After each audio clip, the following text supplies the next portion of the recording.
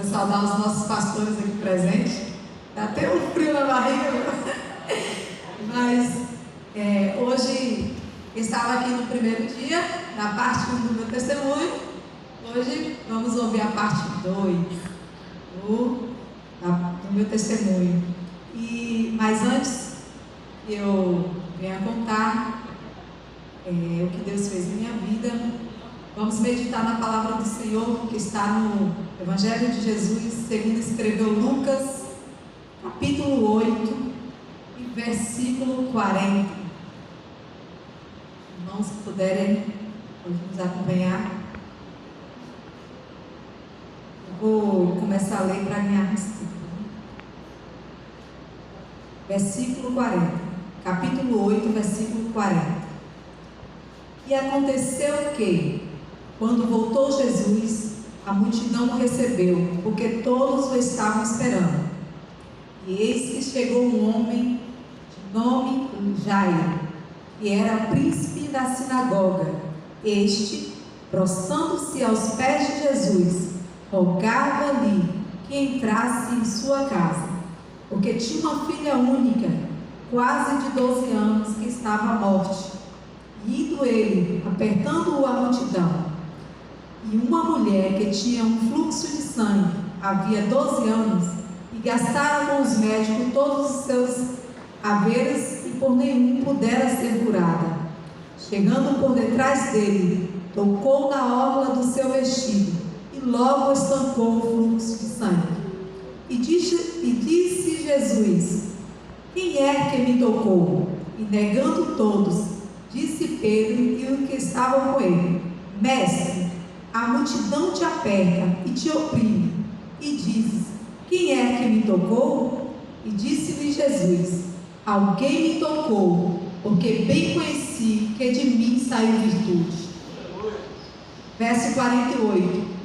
E ele disse, respondendo a mulher: tem bom ânimo, filha, a tua fé te salvou. Vai em paz. Verso 54. Mas pondo ele todos para fora, e pegando-lhe na mão, clamou, dizendo: levanta-te, menina. E o espírito voltou, e ela logo se levantou. Então Jesus mandou que lhe dessem de comer. As duas histórias que nós acabamos de ler, relatada aqui no livro de Lucas, elas são bem conhecidas, são histórias que nós já ouvimos diversas vezes. E a Bíblia aqui, ela começa no verso 40 falando de um homem chamado Jairo. Jairo, ele era um dos principais da sinagoga e tinha uma filha que estava enferma, à beira da morte. E a Bíblia não conta qual era a situação, não conta a história de Jairo, como era a sua vida ali antes, qual era a enfermidade que a sua filha tinha, ou de que forma que Jairo reagiu diante da situação da sua filha estando doente. Se ele procurou médicos, é óbvio que ele era alguém muito importante, de posição importante. Ele pode ter ter buscado outras ajudas, e talvez a ajuda que ele tenha procurado não tenha surtido efeito, porque a filha dele continuava enferma, à beira da morte. E ele toma uma decisão: buscar a Jesus Cristo. E quando buscar ajuda a Jesus para que ele fosse à sua casa. E quando nós estudamos a história aqui de Jairo, nós podemos aprender com a ação de Jairo em buscar ajuda a Jesus para a sua filha.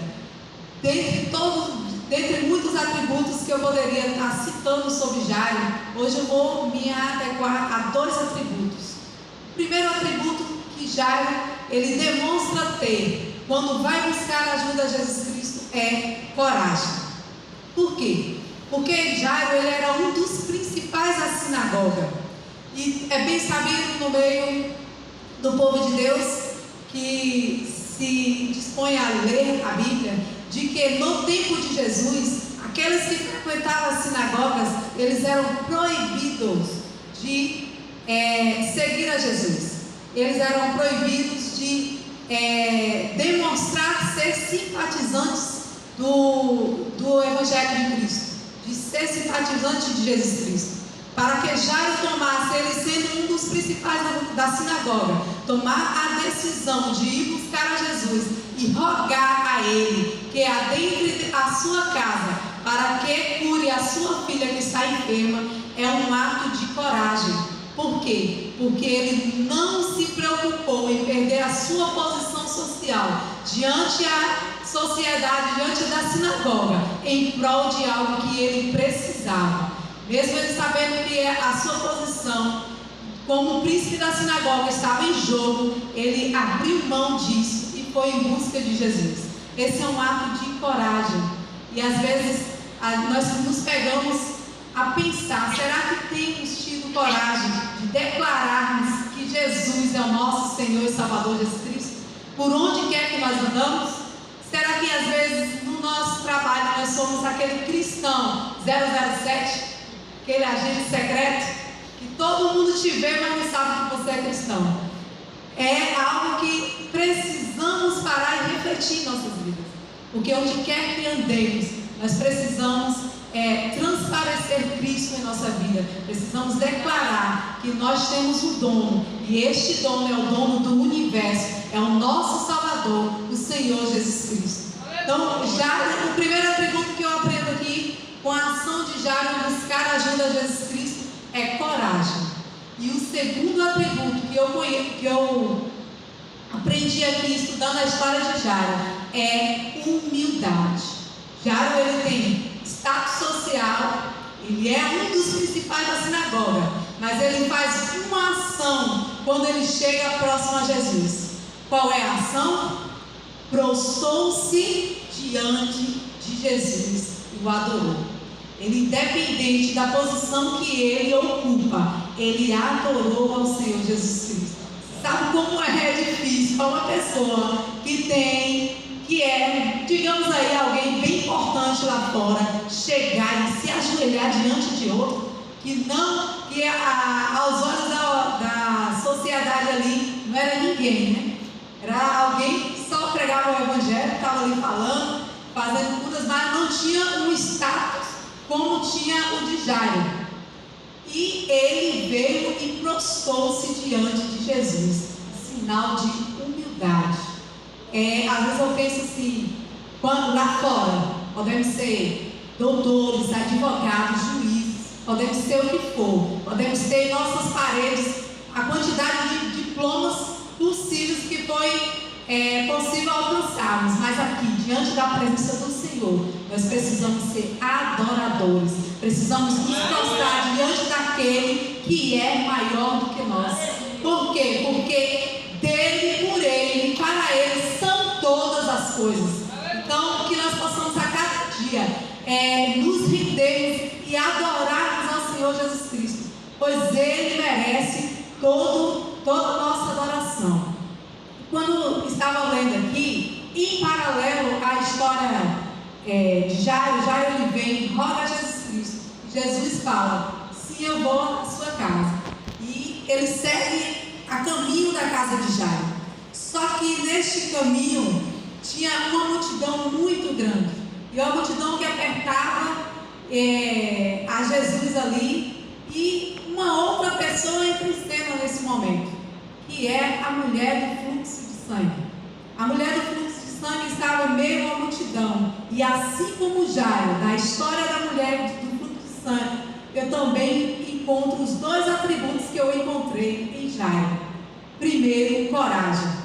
Aquela mulher era dada como imunda, e todos nós sabemos que quando uma pessoa tinha uma enfermidade, ela não poderia estar no convívio de outras pessoas, e a multidão era grande que seguia Jesus, mas ela se uniu de uma coragem tão grande, baseada na sua fé, porque ela ouviu falar que havia um Jesus que fazia milagre, e ela pensou no seu íntimo e disse: se tão somente eu tocar nas vestes dele, eu serei curada. Ela é uma mulher que tem uma fé tamanha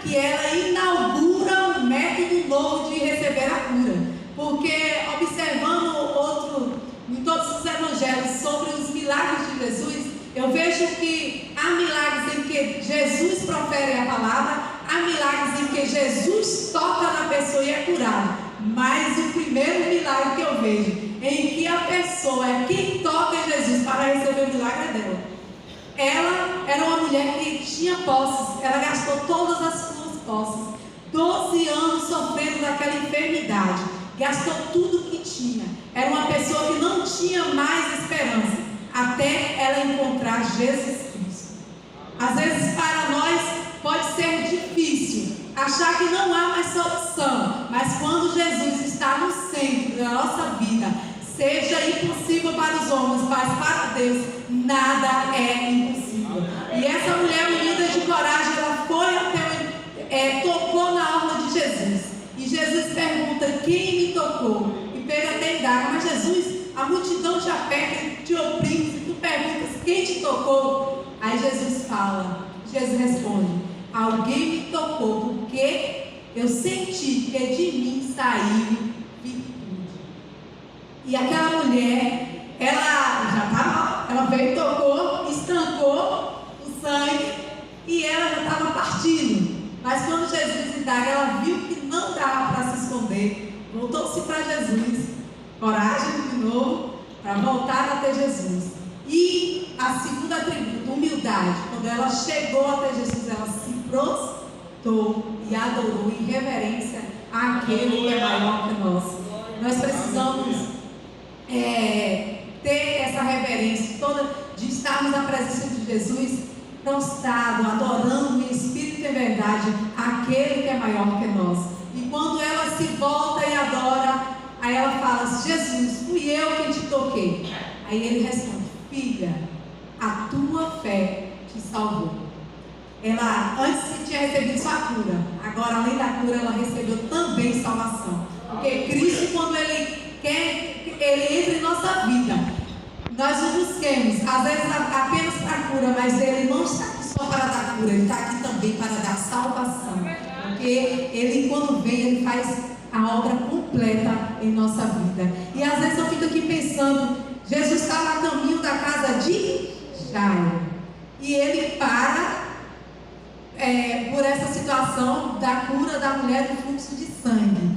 E às vezes aí, enquanto ele está ali ministrando a cura na vida daquela mulher, chega os amigos de Jairo e fala: não adianta, a tua filha já está morta. Aí o que acontece? Na nossa pequenez de pensamento, às vezes até parece, no lugar de Jairo estaremos pensando o quê? Nossa, Jesus parou para ajudar aqui a mulher. Se ele tivesse ido direto à minha casa, minha filha agora estaria viva. O nosso pensamento seria esse, né? O pensamento assim, egoísta: nossa, por que Jesus foi parar para operar o milagre e minha filha morreu desse? Porque é um pensamento humano. Mas antes que ele pensar, Jesus fala logo para Jairo: apenas tenha fé que a tua filha será salva, ficará curada, né? E Jesus, ele vai até a casa de Jairo, e chegando lá, ele opera o milagre na vida da filha de Jairo. Ela estava morta, todos que estavam ali, que estavam na casa, e é quando Jesus disse assim: elas apenas dormem. As pessoas começaram a rir, porque sabiam que ela estava morta. Deus, Jesus coloca todos para fora, fica só com alguns ali, o pai e a mãe da criança, e opera o milagre na vida da filha de Jairo. Então, o que eu aprendo com essa história, irmãos, é que quando Deus ele quer fazer um milagre na vida de uma pessoa, Ele não faz só na vida de um, e aí quando opera na vida de outro, opera na vida de cá. E às vezes a gente fala assim: nossa, eu pedi primeiro, eu queria receber primeiro. Mas não é o seu tempo de receber. O irmão pediu depois e recebeu depois. Se alegre com o que o irmão está recebendo. É porque é um pensamento egoísta nosso de achar que para Deus agir, Ele age na vida de uma pessoa só. Não, Ele age na vida dele aqui, enquanto está agindo na vida do de cá. Por quê? Porque Deus, Ele é onipresente, Ele é onipotente e onisciente. Ele não precisa agir de forma individual, de um a um. Não, Ele age na vida de muitas pessoas ao mesmo tempo. Porque esses atributos de Cristo, de Deus, que só Ele tem, de de onisciência, onipresença, onipotência, dá o direito de fazer dessa forma. E, como eu disse que eu ia contar a parte 2, porque o meu tempo já está correndo, no ano de 2009 eu tive a segunda gravidez. Eu estava aqui na primeira gravidez, eu tive pré-eclâmpsia, aprove Deus que a minha filha morreu. Na minha sentença na primeira tinha 10% de chance de apenas de sobreviver, mas se eu sobrevivesse, eu ficaria estéril sem poder dar à luz. Mas quando Deus faz um milagre, Ele faz por completo. Então, eu não somente tive a vida, mas como também gerei as 3 crianças. Em 2009, na segunda gravidez, como tive o problema da pré-eclâmpsia, eu tive que tomar algumas precauções. E tomei, mudei a alimentação, mudei minha rotina de vida durante os 9 meses de gestação. Foi tudo tranquilo, a pressão sempre baixa. Quando cheguei no 9º mês de gravidez, entrei em trabalho de parto. Era para eu entrar em trabalho de parto no final de outubro, início de novembro, eu entrei no dia 16. Como eu queria um parto normal, eu fiquei em casa esperando as dores aumentar, intensificar, e disse: quando tiver umas contrações com tempo menor, eu irei para o hospital. Assim fiquei. Quando estava um intervalo menor, que eu vi que não estava a bolsa estourando nada, eu me dirigi para o hospital. Chamei meu esposo, vamos para o hospital. Quando cheguei no hospital, o médico fez o procedimento lá de total e identificou que não havia abertura no eixo. As contrações estavam em intervalos menores, porém o eixo não abria. Mas o hospital em que eu estava não tinha anestesista. Aí o médico fala para a enfermeira: prepara a sala de cirurgia. A enfermeira fala: mas não temos anestesista. Não se preocupa não. Ele estou dentro do consultório, quando ele liga para um hospital particular pedindo um anestesista, é impressão. Nunca vi isso, mas quando Deus quer, Ele faz até o impossível acontecer. O hospital particular emprestou o anestesista para poder fazer o meu parto. Ele veio. Quando eu estava na sala de cirurgia, a primeira RAC não pegou, a segunda não pegou, a terceira não pegou, na quarta ele já estava dizendo: olha, não dá mais, porque ela já tomou 4 RAC e não está pegando, vamos ver o que dá para fazer. Quando deu a 4ª RAC, que começou já a adormecer, e ele começa o procedimento da cirurgia de cesariana. Quando tirou o bebê, que estava já costurando, já no finalzinho, já começava a sentir a fisgada das agulhas entrando na costura, porque a anestesia passou muito rápido, não estava pegando, passou muito rápido. Mas graças a Deus, a minha filha linda, maravilhosa, nasceu para a honra e glória do Senhor Jesus. No dia seguinte, quando eu entrei lá, tinha uma moça numa maca. Ela estava antes de mim, antes de eu entrar, tinha uma moça que estava ali na maca. No dia seguinte, nós fomos levados para a enfermaria, onde as mães ficam com seus bebezinhos do lado. Percebi que tinham 6 mulheres com 5 crianças. E tinha uma moça que não estava com uma criança. Aí uma que estava deitada do lado da maca dela pergunta para ela: por que é que você não tem a criança? Cadê seu bebê? Aí ela fala assim: não, é porque eu entrei ontem para poder ter a minha filha, mas só que não tinha anestesista e não pode fazer uma cirurgia. Quando um anestesista apareceu, uma outra pessoa entrou antes, entrou depois e fez a cirurgia antes de mim, que era para ser a minha cirurgia. Mas a pessoa que entrou depois, foi feita a cirurgia dela. Então a minha filha passou do tempo de nascer, e quando ela chegou a nascer, foi preciso ir para a incubadora. Meu irmão, quando eu olhei aquilo ali, que eu estava com a minha filha do lado, que eu vi uma mãe relatando aquilo, meu coração apertou tanto, porque assim, eu já tinha passado pela situação de perder um bebê antes. Eu fiquei naquela pensamento: meu Deus, a filha dessa mulher poderia ter morrido enquanto eu estava fazendo aquela cirurgia. E eu comecei a orar assim, indagando assim: meu Deus, por que o Senhor permitiu que isso acontecesse? Porque eu entrei depois, se vier pela prioridade, a moça deveria ter a criança primeiro. Quando eu estava ali, naquele momento, e ela continuou pensando, né? Eu estava naquele momento, mas a voz de Deus bradou assim no meu coração, fala: cale e escute. Dessa forma, Deus falava assim: continue escutando. Aí eu parei assim, com os olhos cheios de lágrimas de ver a mãe contando. É o momento que a enfermeira entra com um bercinho assim, cheio de furinhos, entra com esse bebezinho. Minha irmã, se fosse comigo, eu não teria condições de ver o meu filho naquela situação. Tinha agulhinha até no dedinho do pé assim, agulha no pé, no braço, tinha agulha para tudo que é lado no bebê. Aí a enfermeira pegava o bebezinho e colocava assim, em cima do colo dela, assim, para que ela pudesse pegar a criança, né? Acalentar a criança, para que ela pudesse sentir o colo da mãe. E eu vendo aquela situação, eu ficava com o coração apreensivo de ver aquela mãe naquela situação com aquele bebê.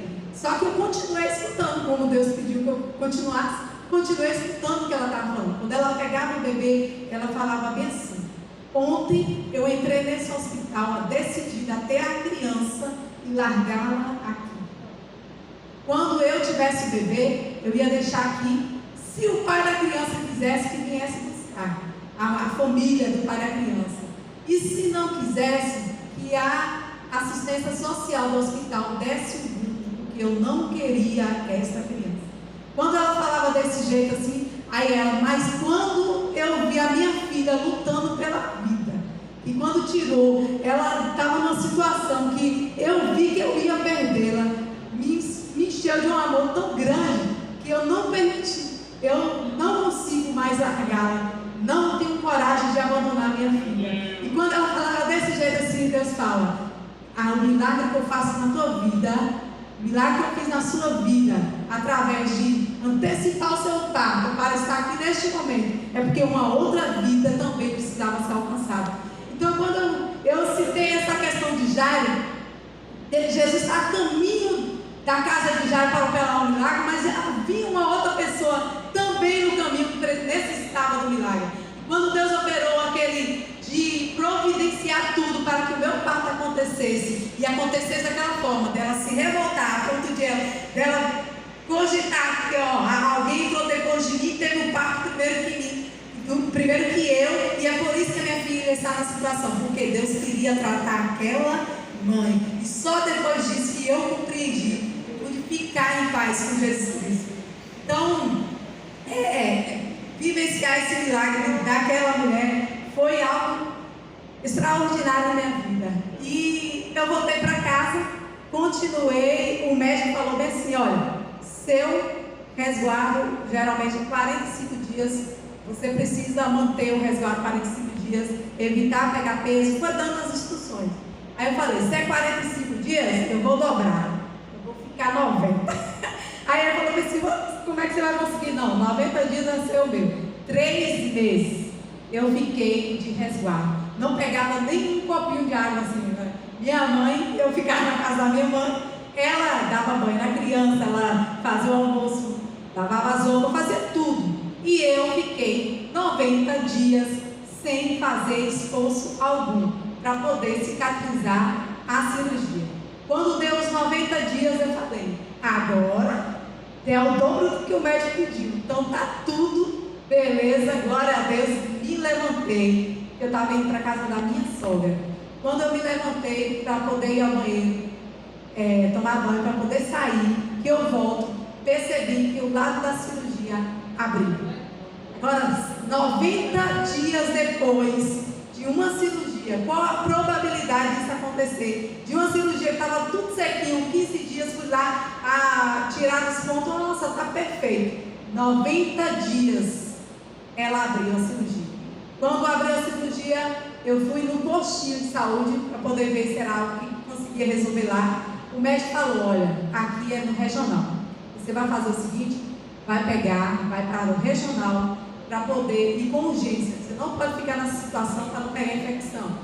Fui para o regional, o médico que me atendeu falou: olha, você vai precisar passar pelo procedimento cirúrgico de novo, fazer a cinturação, porém tem um problema, aqui não tem nenhum equipamento cirúrgico, porque a cidade estava passando por um processo político tenebroso, né? E nem luvas os médicos tinham no momento. Então ele falou: estou sem os equipamentos cirúrgicos aqui. Então o que eu te aconselho? Hoje é sexta-feira, você vai para casa, passou um remédio, um spray, para que evitasse infecção na abertura da cirurgia, e volte na segunda-feira, que é quando eu vou providenciar os aparatos, mesmo que a prefeita não manda, o prefeito não manda, na época era um prefeito, eu vou pegar e no meu plantão eu trago esses equipamentos de luva, gás, essas coisas mínimas que estão faltando, e faço a cirurgia novamente com você. Falei: tá bom, doutor, vou para casa, peguei o sprayzinho, levei para casa, e quando eu estava voltando para casa, estava lembrando da cirurgia da cesariana. Meu Deus, 4 hacks que não pegou. Eu vou ter que passar por tudo isso novamente. Aí eu fui orar ao Senhor: meu Pai, se for da sua permissão que eu passe por isso, o Senhor vá comigo. Mas se não for, faça um milagre na minha vida, para que eu não precise passar por isso novamente. Foram sexta à tarde, comecei passando remédio, orando ao Senhor. Quando chegou na segunda-feira, meu irmão, não sei como é, mas não compreendemos e não entendemos o trabalhar de Deus, mas fechou. Quem viu a cirurgia aberta, né? Meu esposo estava de prova, quem viu aquilo aberto não ia acreditar que em 3 dias se fecharia. Quando eu retornei ao hospital, o médico ficou sem entender o que aconteceu. Ele: olha, não vai precisar da cirurgia. Eu falei: glória a Deus, porque Deus, quando faz o milagre, Ele faz por completo. Em 3 dias, no primeiro dia eu fui passando, foi formando como se fosse uma linhazinha assim, ó, como se estivesse costurando uma linhazinha, e no terceiro dia estava fechado, para a honra e glória do nome de Jesus. Esse é o milagre, a parte 2 do meu milagre, que Deus operou em minha vida.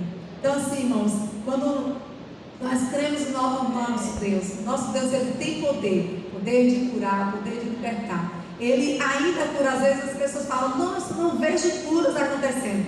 Deus, ele não mudou. Quem mudou fomos nós. A nossa maneira de buscar, a nossa maneira de agir frente ao milagre de Jesus, porque ele continua o mesmo, ele não muda, ele é imutável. Então, o Deus do milagre, ele está presente em nosso meio, e quando nós nos disponibilizamos a buscar, confiar e ter fé naquilo que nós buscamos, ele concede o desejo do nosso coração. Eu agradeço a oportunidade em nome de Jesus, e que Deus abençoe a cada um dos irmãos.